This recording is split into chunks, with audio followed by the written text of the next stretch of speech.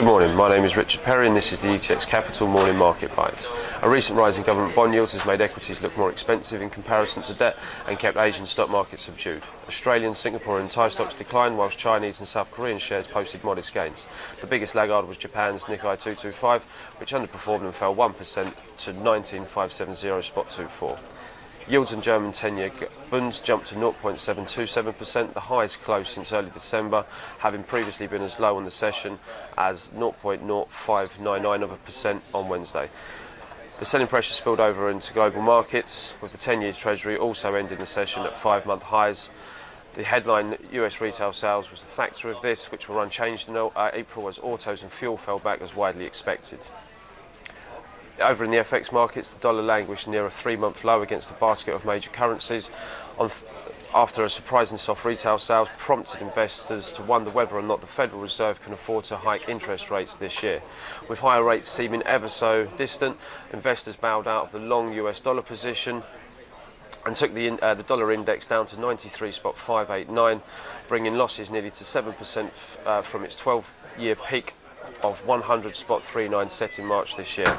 Against the yen, the greenback slid to a 2-week trough of 119.03, while the euro came within a whisker of a 2-month peak of 1.1392. Set last week, it stood around 1.1362. Star performer in currency markets was the New Zealand dollar, which flew against after domestic retail sales data blew away expectations with a rise of 2.7%. The Kiwi ended up 0.7529 against the dollar, a dramatic turnaround from the 2-month trough of 0.7318. Over in the commodity markets, June Brent fell 18 cents to $66.63 a barrel after selling 5 cents lower to the previous session. US crude for June delivery dropped 23 cents to $60.27 a barrel after ending 25 cents down in a volatile session on Wednesday.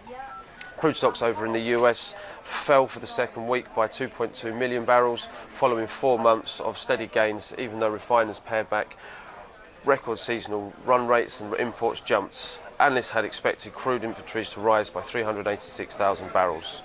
Over in the UK, equity markets, preliminary results for the year ending 31st of March for Vedanta. The mining company said its full-year EBITDA fell 17%. The shares are now trading at £6.49, down 1.89%. In addition, the FTSE is traded lower by 32 points at 68.99, and the DAX is off by 50 at 11.285.